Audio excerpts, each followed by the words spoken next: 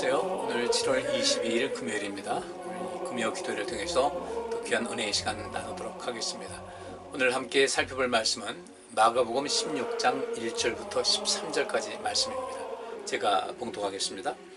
안식일이 지남에 막달라 마리아와 야고보의 어머니 마리아와 또 살로메가 가서 예수께 바르기 위하여 향품을 사다 두었다가 안식 후 첫날 매우 일찍이 해 돋는 때에 그 무덤으로 가며 서로 말하되 누가 우리를 위하여 무덤 문에서 돌을 굴려주려 하더니 눈을 들어본즉 돌이 벌써 굴려졌으니 그 돌이 심히 크더라. 무덤에 들어가서 흰옷을 입은 한 청년이 우편에 앉은 것을 보고 놀라매 청년이 이르되 놀라지 말라. 너희가 십자가에 못 박히신 나사렛 예수를 찾는구나. 그가 살아나셨고 여기 계시지 아니하니라. 보라, 그를 두었던 곳이니라. 가서 그의 제자들과 베드로에게 이르기를 예수께서 너희보다 먼저 갈릴리로 가시다니 전에 너희에게 말씀하신 대로 너희가 거기서 배우리라 하라 하는지라. 여자들이 심히 놀라 떨며 나와 무덤에서 도망하고 무서워하여 아무에게 아무 말도 하지 못하더라. 예수께서 안식 후 첫날 이른 아침에 살아나신 후 전에 7 귀신을 쫓아내어 주신 막달라 마리아에게 먼저 보이시니 마리아가 가서 예수와 함께하던 사람들의 슬퍼하며 울고 있는 중에 이 일을 고하매 그들은 예수의 살으셨다는 것과 마리아에게 보이셨다는 것을 듣고도 믿지 아니하니라.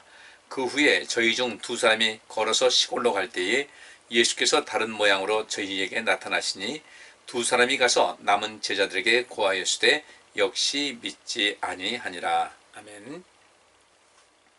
자, 오늘 말씀은 예수님께서 부활하셨고 또 부활하신 그 모습을 직접 뵈지 못했는데 그 천사가 예수께서 이제 부활하셨다는 소식을 전하고 또 예수님의 시신은 없어졌고 하는 이런 모든 상황에서 나타난 그 이야기를 함께 살펴보도록 하겠습니다. 부활은 굉장히 우리 삶 속에서 특별히 우리 그리스도인들에게 굉장히 중요한 얘기죠. 물론 이 부활이라는 것은 하나님을 믿는 사람들이나 또 하나님을 믿지 않는 사람들이나 다 똑같이 겪을 수밖에 없는 그런 현실입니다. 이렇게 앞으로 다가올 일인데 예수 믿고 또 하나님 믿고 구원받은 백성들은 영원한 생명, 곧 천국에서 영원한 생명을 누리게 되고 또 그렇지 않은 사람들은 마태복음 25장에 있는 말씀이니까 그들이 영벌에 처할 것이라는 말씀이 기록되고 있습니다. 그러니까 이 영생과 영벌이라는 것은 일단 이 세상 사람이 태어나서 대부분의 사람들이 이제 먼저 죽겠죠. 죽은 다음에 겪을 일이에요. 물론 살아서 이제 예수께서 부활하신 예수께서 재림하실 때를 본 사람들은 살은 상태에서 또 어떤 사람들은 천국으로 어떤 사람은 영벌에 빠지긴 하겠지만 대체적으로 볼 때 사람들이 죽은 후에 겪는 이런 사건이라고 보시면 되겠습니다. 주님께서 재림하실 그때 살아남은 사람들 외에는 다 그렇다는 것이죠. 근데 예수님께서 이제 그 십자가에서 못 박혀 죽으셨습니다. 못 박혀 죽으시고 그러니까 안식일이 시작되기 전에 그 일을 빨리빨리 마무리한 것이죠. 그때에 죽으셨고 그 다음에 안식일이 지났고 그리고 안식 후 첫날 그 새벽에 이렇게 예수님께서 부활하신 것이 나오고 있는데 여기 1절 말씀 보니까 안식일이 지남에 막달라 마리아와 야고보의 어머니 마리아와 또 살로메가 가서 예수께 바르기 위하여 향품을 사다 두었다 이렇게 말씀하고 있습니다. 그 우리 15장 마지막 절에 보면은 막달라 마리아와 이렇게 한 2 여인이 이 아리마대 사람 요셉이 예수님을 장사 지낸 것을 보고 예수님이 어디 장사 지내는가를 그들의 눈으로 확인했다 이렇게 말씀하고 있죠. 그래서 안식일이 지나면 이제 막달라 마리아와 야고보의 어머니 마리아와 또 살로메가 가서 그 예수님의 시신 묻혀 있는 그 무덤에 가서 예수께 바르기 위하여 향품을 사다 둔 거예요. 그렇게 여기서 그 안식일이 지났다. 그러니까 안식일이 지났다는 것은 이제 해 지닐 때부터가 이스라엘 백성들 하루가 시작이니까 안식일이 지나고 이제 저녁 되겠죠. 하루의 시작이. 그리고 그 저녁 시간 이후에 향품을 구입을 해서 두었다가 2절 말씀에 안식 후 첫날 매우 일찍이 해 돋는 때에 그 무덤으로 갔다. 그리고 안식일 다음 날 동틀 무렵에 그 안식일이 끝나고 그 저녁 이후 시간에 이제 그 향품을 준비해 두었다가 하룻밤 지나고 매우 일찍이 해 돋는 때에 무덤으로 가는데 서로 말하기를 우리가 이렇게 향품을 가지고 가긴 하는데 예수님의 시신의 발을 향품을 가지고 가는데 그 무거운 돌을 누가 과연 굴려줄 것이냐. 그 막은 무덤 입구를 막은 그 큰 돌을 어떻게 굴려낼 수 있을까. 그래서 일단 가긴 가는데 그것이 큰 걱정이었겠죠. 그런데 4절 말씀 보니까 눈을 들어본 즉 돌이 벌써 굴려졌으니 그 돌이 심히 컸다 이렇게 말씀하고 있습니다. 그 무덤을 막고 있는 그 돌을 누가 굴려줄까? 그걸 열고 들어갈 텐데 누가 굴려줄까? 걱정이 태산 같았던 거예요. 그런데 가면서 무덤가에 가서 보니까 눈을 들어본 적 돌이 벌써 굴려졌었다. 그리고 그 돌이 심히 컸다 이렇게 말씀하고 있어요. 그리고 5절 말씀에 무덤에 들어가서 흰 옷을 입은 한 청년이 우편에 앉은 것을 보고 놀랐다라고 말씀하고 있는데요. 여기서 그 3절과 4절 말씀 그 사이에 어떤 또 다른 내용이 있어요. 마태가 이제 그에 대해서 기록을 했는데요. 마태복음 28장 1절부터 3절에 이런 말씀이 있습니다. 큰 지진이 일어났고 주의 천사가 하늘에서 내려와 무덤에 다가가서 그 돌을 굴려내고 그 돌 위에 앉았다라는 말씀이 마태복음 28장 1절부터 3절 사이에 이제 그 말씀이 기록이 되어 있어요. 그러니까 이 막달라 마리아와 또 다른 마리아와 또 살로메가 예수님의 시신에 이 향품을 바르려고 하는데 우리가 그 무덤에 들어가려면은 그 큰 돌을 어떻게 그걸 굴려낼 수 있을까? 그 막고 있는 그 돌을 어떻게 굴려내서 그 안에 들어갈 수 있을까? 이제 걱정하고 갔는데 여기 마가복음에는 말하기를 그냥 간단하게 결론적으로 나와 있습니다. 그 누가 우리를 위하여 무덤문에서 돌을 굴려줄 것인가 하고 걱정하며 갔었는데 눈을 들어본즉 그들이 무덤에 와 보니 돌이 벌써 굴려졌고 그 돌이 굉장히 컸더라 이렇게 말씀하고 있어요. 그러면 이것을 마태가 이제 또 다른 관점에서 기록을 하고 있는데 마가는 그것을 기록하고 있지 않아요. 근데 마태는 뭐라고 했냐면은 이 막달라 마리아와 다른 여인이 그곳에 도착하기 전에 그것이 얼마만큼 전인지는 모르겠어요. 큰 지진이 있었다라고 말씀하고 있어요. 큰 지진이 일어났어요. 그리고 주의 천사가 하늘에서 내려와 무덤에 다가가서 그 돌을 굴려내고 그 돌 위에 앉았다라는 말씀이 있습니다. 그때 지진이 일어났고 또 주의 천사가 하늘에서 내려와 무덤에 다가가서 그 돌을 굴려내고 그 돌에 앉았다. 이 내용이 이제 이 마가복음에는 빠져 있어요. 생략이 됐는데, 근데 여기 보니까 벌써 이제 그 천사가 마태가 기록한 것을 보면 천사가 하늘에서 내려와서 무덤에 가서 그 돌을 굴려내고 그 돌 위에 앉아 있었다. 그리고 이제 또 마가복음 보니까 5절에 보니까 그랬어요. 4절은 눈을 들어본 적 돌이 벌써 굴려졌으니 그 돌이 심히 크더라. 그리고 5절에 무덤에 들어가서 흰 옷을 입은 한 청년이 우편에 앉은 것을 보고 놀랐다. 이제 돌이 굴려져 있으니까 무덤을 막고 있는 돌이 굴려져 있으니까 무덤에 일단 들어간 거예요. 근데 마태는 뭐라고 하냐면 그 천사가 하늘에서 내려와 무덤에 다가가서 그 돌을 굴려내고 그 위에 앉았다. 근데 이 마가는 뭐라고 하냐면 그 뒤에 또 천사가 이제 그 안에 들어가 있었던 거예요. 무덤이 이제 열려 있으니까 돌이 굴려져서 열려 있으니까 이 막달라 마리아와 다른 두 여인이 무덤에 들어간 거예요. 근데 가보니까 흰 옷을 입은 한 청년이 우편에 앉은 것을 보았다. 굉장히 놀랬다. 그 청년이 누구겠어요? 흰 옷을 입은 한 청년이 우편에 앉은 것을 보고 놀랐다는 것은 뭐겠어요? 그 청년이 이렇게 이야기합니다. 6절에요. 청년이 이르되 놀라지 말라. 너희가 십자가에 못 박히신 나사렛 예수를 찾는구나. 그가 살아나셨고 여기 계시지 아니하니라. 보라 그를 두었던 곳이니라 라고 말씀하고 있어요. 여기 청년이 이제 그 천사라고도 할 수 있고요. 또 마태복음의 그 기록에 보면 천사가 내려와서 그 돌을 굴려내고 그 돌 위에 앉았었다라고 했고, 그러니까 이게 일치하는 그런 그 마태가 얘기한 천사와 마가가 기록한 이 무덤 안에서 만난 그 청년하고 같은 존재인지 어떤지는 모르겠습니다만은 어쨌든 그것은 그 차치하고 그것을 우리가 확실하게 알 수는 없으니까 그때보다 같은 존재가 아닐까 이렇게 저는 생각이 듭니다. 그런데 그 청년이 말하기를 놀라지 말라 이렇게 얘기했어요. 놀라지 말라. 놀랐겠죠, 당연히. 여기서 그 흰옷 입은 한 청년이 그 우편에 앉은 것을 봤을 때 얼마나 놀랐겠어요. 근데 그 청년이 말하기를 놀라지 말라 이렇게 이야기해요. 그리고 너희가 십자가에 못 박히신 나사렛 예수를 찾는구나. 이거 알았던 거예요. 이 세 여인에게 말하기를 여러분이 너희는 십자가에 못 박히신 나사렛 예수를 지금 찾고 있구나. 그런데 그가 살아나셨고 여기 계시지 아니하니라. 보라 그를 두었던 곳이라. 예수님이 시신을 모셨던 곳을 여기라고 이렇게 이야기를 해주거든요. 뭐 여기서 놀라지 말라라고 하지만 얼마나 놀라겠어요. 굉장히 놀랐겠죠. 당연히 놀랐겠죠. 그리고 7절 보니까 가서 그 청년이 이제 그렇게 얘기합니다. 그가 살아나셨고 여기 계시지 아니하다.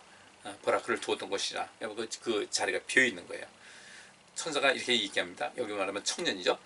가서 그의 제자들과 베드로에게 이르기를 예수께서 너희보다 먼저 갈릴리로 가시나니 전에 너희에게 말씀하신 대로 너희가 거기서 배우리라 하라 하는지라. 이렇게 이 세 여인에게 그 이야기를 합니다.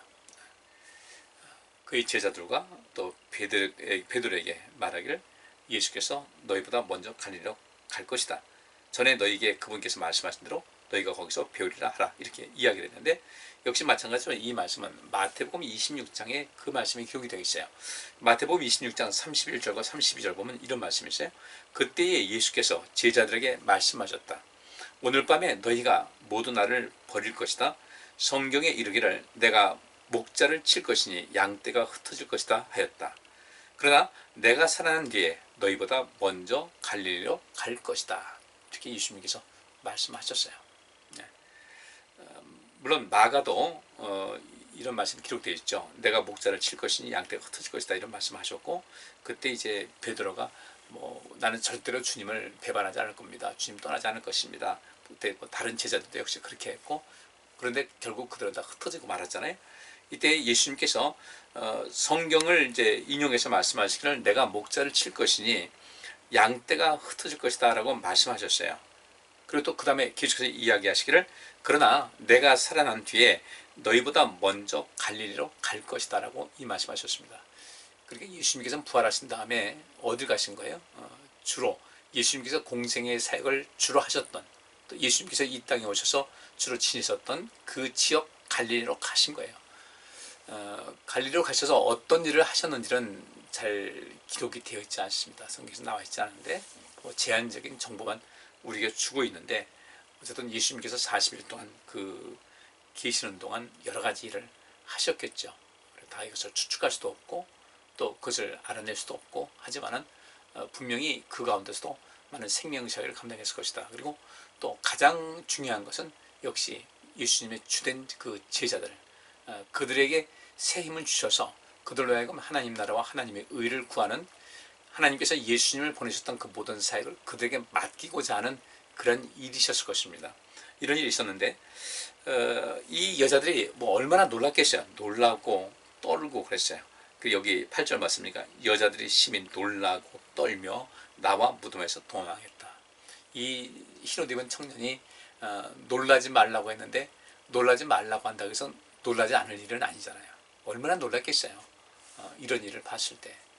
그리고 또 하는 이야기를 들어보니까 그때 이 여인들이 예수님께서 하신 말씀 내가 먼저 갈릴리로 갈 것이다라는 말씀을 하셨을 때 거기 같이 있었는지 없었는지는 모르겠지만 근데 없었을 것 같아요. 예수님께서 제자들을 따로 해서 유월절 잔치를 드셨으니까. 근데 이런 말씀하셨는데 이 여인들이 아주 굉장히 많이 놀라고 놀랄 뿐 아니라 겁에 찔려 무덤 아주 무서워서 거기 나와가지고 무덤에서 도망을 쳤어요.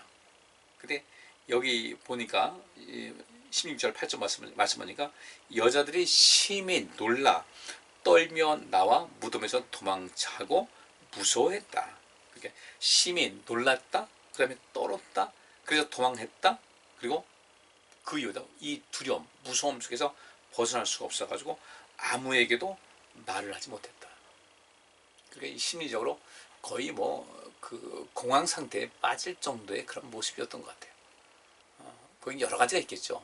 예수님의 시신이 보이지 않았고, 근데 그 흰옷 입은 청년이 말하기를 예수께서 다시 살아나셨다는 이야기를 했고, 그러니까 여기서 떨고 무섭고 두렵고 도망쳐 나오고 하는 이 과정 속에서 그 두려움의 그 감정 여기에 또 어떤 것이 싹트겠어요?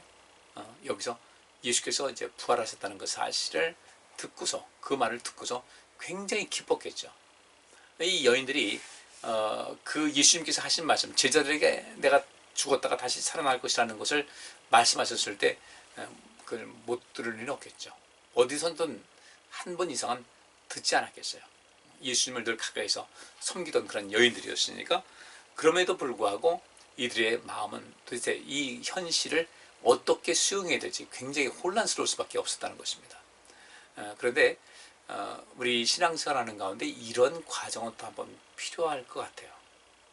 이 과정이 어린아이들 이 땅에 태어나서 제일 처음에는 이제 온 세상이 자기 중심으로 돌아간다라는 그런 사고를 갖는다고 그래요. 이거 뭐 아동 심리학에서 나오는 하나의 심리학, 아동 심리학 나오는 그것도 하나의 과학이니까 그들이 말하기를 모든 것이 자기 중심적이다. 온 세상은, 온 지구는 다 자기 중심으로 돌아간다라고 했는데 조금 자라서 한 3, 4개월 지나게 되면 이때부터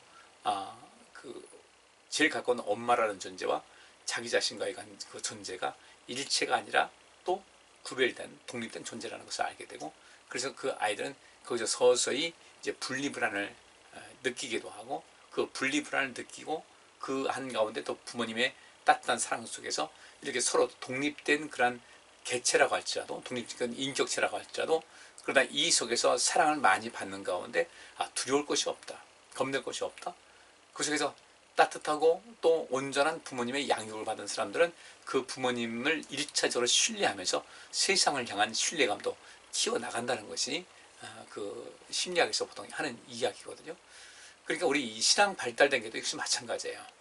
우리가 신앙생활 처음 하다 보면은 모든 것이 자기 중심적이죠. 굉장히 자기 중심적인 분이 보여요. 그래서 하나님께서 나와 함께 하신다고 할 때 그 은혜를 굉장히 굉장한 것을 느끼죠. 그리고 그때 첫 은혜를 받았을 때 보면은 이미 자기보다 앞서서 신앙생활했던 이런 모든 사람들의 모습이 아주 연약해 보이고 유약해 보이고 아주 부실해 보이는 거예요.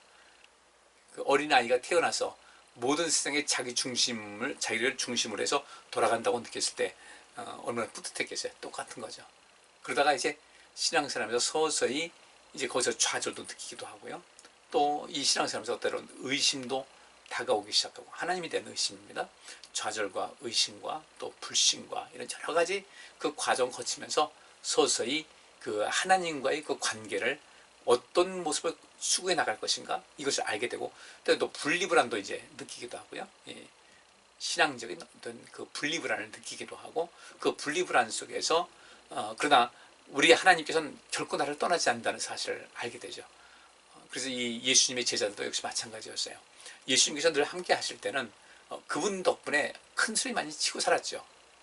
그분께서 직접 지켜주시고 도와주시고 보호하시고 그들에게 능력 부여하시니까 그 예수님을 따르는 그런 많은 사람들도 그들을 함부로 대하지 못했을 것이고, 많은 사람들에게도 앞에서도 이 제자들은 가슴 펴고 자신 있게 인생 살아갈 수 있었는데, 예수님께서 이제 내가 떠날 때가 됐다고 하니까 거기서 그 큰 분리불안을 느끼는 거죠. 그 분리불안을 느끼다 보니까 베드로 같은 경우는 주님께 아주 강력하게 항의를 합니다.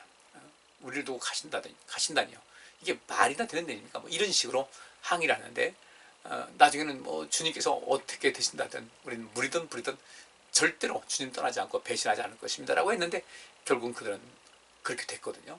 그 가운데 얼마나 많은 혼돈이 있겠어요? 굉장히 혼란스럽고 혼돈스럽고 자기 자신에 대한 어떤 그냥 그 못마땅함과 자기 자신의 그 초라함을 느끼면서 굉장히 많은 것을 느꼈을 텐데, 그때 우리 예수님께서 뭐라고 하십니까? 계속해서 하신 말씀이에요. 요한복음 14장에도 너희는 마음에 근심하지 말라. 하나님을 믿으니 또 나를 믿어라. 하나님도 믿고 나를 믿어라. 그러면 내가 분명히 너희들과 함께 할 것이다. 그리고 마지막 마태복음에서는 그런 말씀이 있죠. 승천하시기 전에 내가 너희와 세상 끝날까지 항상 함께 할 것이다 라고 하면서, 그 어린아이들이 분리불안을 느끼지만은 서서히 부모님의 존재와 자기 자신의 그 존재, 이것이 분리된 상태라는 것을 알고 독립된 인격체라는 것을 알고 분리불안을 느끼긴 하지만, 그러다 계속해서 부모님의 따뜻한 사랑과 건강한 양육이 이어지게 되면은 서로 다른 독립체로서 같은 공간을 소유할 수 있지만 또 따로 떨어질 수도 있다. 이것을 느끼면서도 부모님에 대한 신뢰가 형성되게 되면 인생을 향한 자신감이 있게 되죠. 세상에 대한 신뢰로 이어나가게 되듯이 그렇게 이 제자들도 성장하는 과정을 겪은 거예요. 처음에는 굉장히 놀랍고 떨고 두려워하고 도망치고 하는 일이 많이 있었거든요. 그런데 그럼에도 불구하고 우리 주께서 늘 함께 하신 것을 알게 됐고, 더 나아가서 이 예수님의 제자들은 성령께서 임하시는 이런 모든 것, 그것도 예수님께서 하신 말씀이 있거든요. 마태를 통해서 하신 말씀이 내가 너희보다 먼저 갈릴리로 가 있을 것이다. 예수님께서 부활하셔서 그 자리에 없었는데 어디 가셨을까? 갈릴리로 가셨다는 것이죠. 그런데 이제는 그 다음부터는 예수님께서는 어떤 시간과 공간을 초월하신 그런 전능자로서의 모습을 제자들에게 이제 몇 번 보여주신단 말이죠.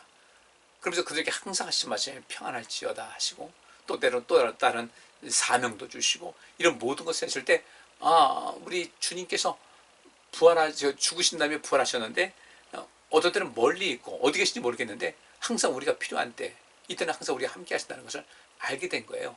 그러면서 그 다음부터 어떻게 되는 겁니까? 이전에는 예수님께서 항상 함께해야만 편안했고, 예수님께서 떠나신다고 하니까 불안했고 항의하고 이렇게 했지만, 그 다음에는 그렇게 되지 않은 거예요. 주님께서는 우리와 언제나 함께 하신다는 것을 알게 된 거죠. 그러니까 이 여성들도 마찬가지, 여기 나왔던 이 여자들도 마찬가지고, 여기 뒤에 있는 말씀 계속해서 그 말씀이 기록되어 있다고요. 여기 9절에도 그 말씀이 있는데, 예수께서 안식 후 첫날 이른 아침에 살아나신 후 전에 7 귀신을 쫓아내어 주신 막달라 마리아에게 먼저 보이셨다. 예수님께서 그 여러 제자들도 있었음에도 불구하고 그 중에 이 막달라 마리아에게 먼저 보이셨어요. 이 여인은 7 귀신이 그 속에 들어와서 그를 굉장히 고통스럽게 하고 삶을 완전히 만신창이를 만들어냈는데, 그렇게 나왔는데 예수님에 의해서 그 안에 있는 7 귀신을 쫓아나게 됐고, 이 여인의 삶이 다시금 안정이 된 거예요. 그러니까 우리 주님을 사랑하는 마음이 얼마나 크겠습니까? 은혜를 받은 만큼, 근데 어떤 사람들은 은혜를 받았으나 그 받은 것을 망각하는 사람이 있는데, 그 망각하지 않는 사람들, 하나님의 은혜를 은혜로 아는 사람들은 하나님의 그 은혜를 알고 감사하고 보답하고 기억하고 영광 돌리게 살기 때문에 그 다음에 제2의 은혜, 제3의 은혜, 제4의 은혜, 은혜가 계속해서 이어지게 됩니다. 근데 이 막달라 마리아는 그런 식으로 하나님의 은혜를, 예수 그리스도의 은혜를 굉장히 마음속에 깊이 간직하고 있었어요. 그 은혜를 잊지 않고 간직하다 보니까 예수님에게서 발을 뗄 수가 없는 거죠. 그분과 멀어질래 멀어질 수가 없어요. 늘 가까이 동행하고 산 거예요. 그러니까 이렇게 주님과 동행하는 믿음 가지고 사니까 주님께서는 어쨌든 그와 함께 하시거든요. 지금도 마찬가지예요. 주님께서는 우리에게 말씀하셨어요. 내가 세상 끝날까지 너희와 항상 함께 할 것이다 라고 말씀하셨는데, 때때로 우리는 그것을 망각하고 산다는 거죠. 그리고 어디 계시냐고 계속 주님 불러요. 주님 옆에 계셔요. 우리의 믿음도 좀 새로워질 수 있어야 되겠다. 이 여인이, 그 다음에 이 제자들이 예수님을, 부활하신 예수님에 대해서 이야기를 듣고도 믿지 못했잖아요. 그래요. 그것은 거쳐야 돼요. 그래서 이 신앙도 어떤 사춘기를 겪어야 돼요. 처음에는 주님께서, 처음 예수 믿고 막 은혜 받았을 때는 주님께서 나와 늘 함께 하신 것을 알고 이렇게 했는데, 살다 보니 아닌 것 같은데 이런 생각이 드는 거거든요. 아닌 것은 아니고 아닌 것 같다는 어떤 의심이 드는 거예요. 그 사춘기, 질풍노도와 같은 그런 시기가 사춘기라고 그러는데, 이 신앙적인 면에도 그 사춘기 겪거든요. 어느 날 신앙생활 잘하다가 어느 날 보니까 전혀 딴 사람이 돼 있는 거예요. 저 사람이 저렇게 신앙생활 잘했는데 왜 그렇지? 그렇게 그 질풍노도와 같은 시기를 거치면서 이리둥글 저리둥글 휘말리고 넘어지고 자빠지고 주저앉고 막 이러다가, 그래가지고 막 강하게 반발하다가 나중에 이제 그 시기를 거치게 되면 느낄 수 있는 것이, 우리 주님께서는 항상 나와 함께 하신다는 것을 알게 되고 믿게 되는 거죠. 그러면서 이제 그 다음부터는 눈에 보이지 않아도 모든 것이 온전케 되는 거예요. 믿음이 자라게 되니까 더욱더 의지하고 더욱더 주님을 바라볼 수 있는 그런 삶이 되는 것이죠. 예수께서 이제 이런 말씀하셨어요. 그 부자 청년에 대한 이야기인데, 다음 주에 제가 그 말씀을 증거할 텐데, 부자가 그 천국에 가기가 참 어렵다라는 그런 말씀하셨잖아요. 그렇게 제자들이 뭐라고 합니까?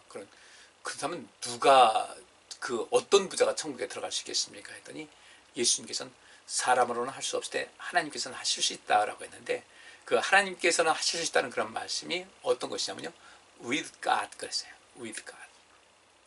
하나님께서 함께 하시면 가능하다는 거죠. 그러니까 하나님께서 함께 하시면 가능하다는 것은 바꿔 말하면 뭐예요? 부자라도요, 하나님과 동행하는 사람들 같으면 그 약대가 바늘귀로 빠져나가는 것보다 어렵다고 하는, 천국이 부자가 천국에 들어가는 것, 그 일을 능히 이룰 수가 있다는 것입니다. 하나님과 함께하면, 하나님과 동행하면 되는 거예요.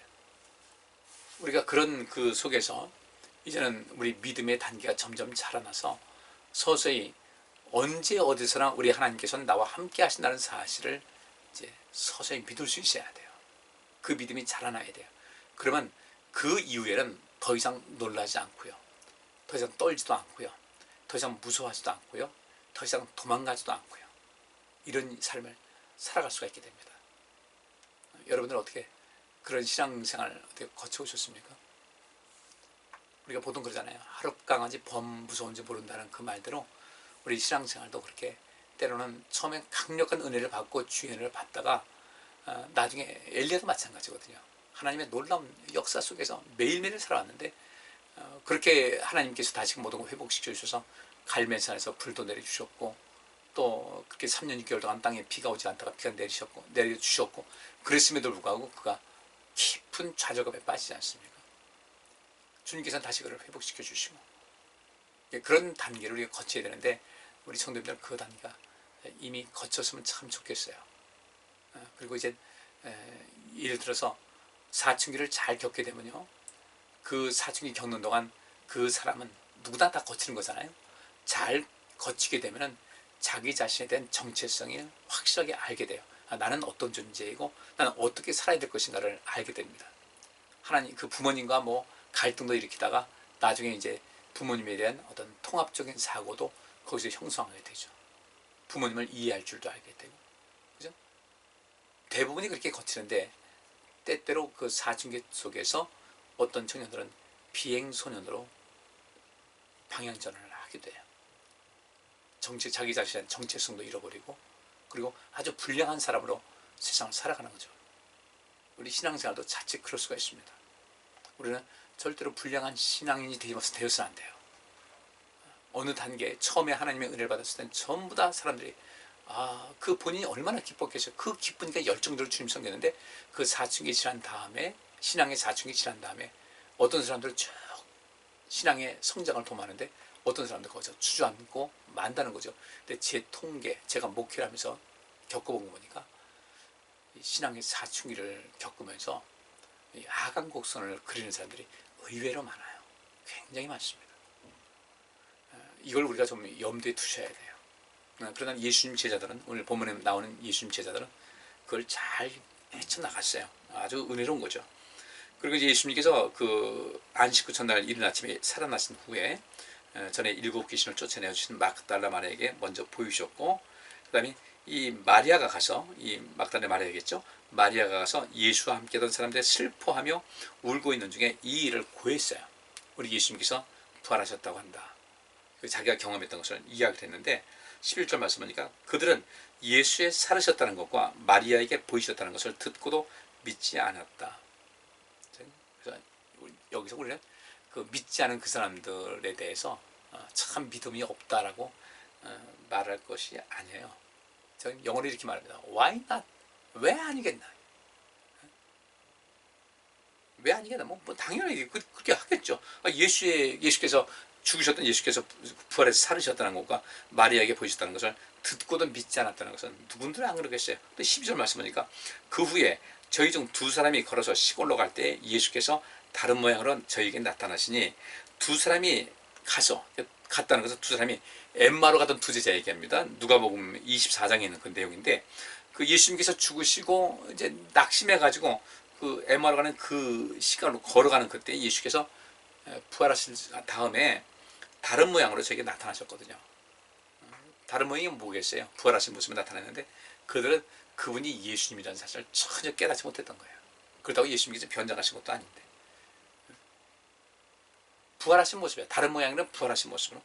그러니까 이 사람들이 나중에 이제 예수님께서 많은 말씀해 주셨을 때 뭔지 모르고 있다가 같이 축사하시고 난 다음에 예수님이 안 보이셨고, 그제서야 그분이 예수님이셨다는 사실을 발견하고 다시 힘을 얻어서 예루살렘에 돌아갔거든요. 근데 그렇게 돌아온 사람들이 어디 간다더니 돌아왔습니까? 가다가 우리 예수님께서 부활하신 것을 확인했습니다. 부활하신 예수님이 우리에게 나타나셨습니다. 이 얘기를 했거든요. 그래서 13절에 두 사람이 가서 남은 제자들에게 고하시되 역시 믿지 아니하니라. 이제 마지막 다음 주에는 이제 마가복음을 끝내는 그런 시간인데, 거기 보면 예수님께서 제자들과 이게 식사하실 때도 그렇고 나타나셨을 때 제자들이 믿지 않은 것을 보고 좀 나무라긴 하셨어요. 그런데 이 상황 속에서 누구든 이렇게 떨고 무서워하고 도망가고 믿지 않고 하는 일을 왜 없겠습니까? 그런데 예수님께서는 그들에게 부활하신 모습을 보여주면서 그것을 믿기가 참 어려운 거예요. 믿는 것이 더 어려운데 예수님께서는 그들에게 새로운 믿음을 주셨죠. 한 단계 뛰어넘게 하셨어요. 아, 이런 일도 있구나. 이제까지 그들이 갖고 있던 경험적 사고는 무엇입니까? 그들이 인생을 살아온 가운데 예수님께서 몇 번을 말씀하셨거든요. 내가 죽을 것이다. 붙잡혀서 또 죽을 것이다. 그리고 3일 만에 부활할 것이다. 말씀하셨는데, 근데 이제까지 그들이 살아왔던 경험적 사고에서는 죽은 자는 절대로 살아날 수가 없다는 거예요. 물론 나사로가 살아났죠. 근데 그것은 예수님께서 살리신 것이고 예수님이니까 살리셨지. 그 나사로를 살리신 예수님께서 죽으셨는데 어떻게 본인이 살아날 수 있을까? 네, 그들은 까맣게 잊었죠. 그 뒤에 영존하시는, 영원부터 영원까지 계시는 하나님께서 계시다는 것을 깜빡했던 거예요. 예수님께만 집중하다 보니까 그런 일이 생기는 거죠. 그래서 우리는 이 믿음의 시야를 좀 넓힐 수 있어야 되겠다. 우리가 이제까지 살아왔던 그 경험적 사고가 우리의 믿음을 좌우를 합니다. 예수님 제자들은 우리보다 더 큰 믿음을 가졌을 거예요. 그런데 그들의 가졌던 경험적 사고는 어떻게 죽은 자가 살아날 수 있을까? 예수님께서는 그 일을 할 수 있는 것이다. 근데 그 일을 하셨던 예수님께서 죽으시니까 하나님이 눈에 안 보이시는 분이잖아요. 영이시니까 눈에 안 보이신 하나님, 그분을 깜빡하고 있었던 거예요. 그분께서 살리실 것을 알지 못했던 거예요. 우리의 경험적 사고도 우리의 경험적 사고만큼 우리는 신앙생활을 하는 거예요. 그런데 이제는 우리가 이 경험적 사고의 그 영역을 더 크게 키울 수 있어야 돼요. 우리가 경험하지 못했던 것이라도. 그래서 우리 하나님께서 우리에게 이 믿음을 키우기 위해서 하나님 말씀을 주신 거예요. 하나님 말씀을 들음으로 우리가 믿음이 자란다고 했으니까. 오늘 이 말씀을 함께 살폈는데, 여러분의 믿음이 내가 인생을 살아왔던 어떤 경험적 사고의 그 틀 안에서만 머물지 말고 그 경험적 사고의 틀을 더 깨고 더 나아가서 하나님 말씀에 있는 그런 모든 그 사건을 보면서 그 말씀을 믿고 또 하나님을 섬길 수 있고 나아갈 수 있는 여러분들이 될 수 있기를 주의 이름으로 축복합니다. 그래서 이스라엘 백성들이 항상 하는 얘기, 그들이 믿고 있는 것은 구약이잖아요. 구약 성경에 나오고 있는 모든 기적은 모두 다 과학적으로 증명이 가능하다. 이게 어떻게 과학적으로 증명이 가능하냐? 인간의 과학은 제한적이죠. 우리는 이 뭐 천체망원경이나 이런 모든 것은 우리가 이 온 세상에서 과학을 통해서 또 관찰하고 분석하고 연구해서 보여지고 있는 것만 사람들은 믿거든요. 근데 그것도 믿지 못하는 사람들이 많은데, 그런데 인간의 과학과 하나님의 과학은 다른 거죠. 왜? 인간의 과학도 역시 우리가 알 수 없는 것이 너무 많은 거예요. 하나님의 과학은요, 그렇습니다. 그분에게는 불가능한 것이 없어요. 그렇다고 해서 하나님께서 막 모든 것을 막 뒤죽박죽, 난 모든 것을 할 수 있다면서 뒤죽박죽 하진 않아요. 그런데 그 안에서 우리가 알지 못하는 하나님의 과학이 있다는 거죠. 유대인들은 그것을 믿은 거예요. 그래서 그들의 생각하는 과학은 그 구약 성경에 나타나고 있는 모든 기적은 과학으로 그 증명 가능하다고 할 때 그들은 이미 일반 사람들이 알고 있는 그 과학의 수준을 훨씬 뛰어넘고 하나님의 과학에 근접한 사람이겠죠. 우리 모두 내가 이제까지 살아온 가운데 경험했던 그 경험에 근거한 그 경험적 사고, 이 경험에 근거한 이런 삶의 양식에서 벗어나서 하나님 말씀에 기록된 것을 믿고 전능하신 하나님을 믿고 그 가운데 여러분 삶의 영역이 더 확장되고 놀라운 역사를 이루는 삶을 살아갈 수 있기를 주의 이름으로 축복합니다. 기도합니다. 주님, 누구라서 주님의 부활하셨다는 사실을 믿을 수 있겠습니까? 그분을 뵙지 못했는데, 또 그를 뵈으면서도 역시 마음이 흔들거리는데, 이제는 우리 모두가 내가 경험하고 알고 있던 그 경험적 사고의 틀에서 벗어나 이제 영원하신 하나님, 전능하신 하나님의 영역을, 그분의 능력을 우리가 믿고 그분의 능력 하에서 이제는 더 이상 무서워하지 않게 하시고 떨지 않게 하시고 의심하지 않게 하시고 흔들리지 않게 하시고 굳건한 믿음으로 늘 승리하여 주께 영광 돌리고 그 안에서 복된 삶을 살게 하여 주옵소서. 예수 그리스도 이름으로 기도하옵나이다. 아멘. 예, 감사합니다. 편안한 밤 되시기 바랍니다.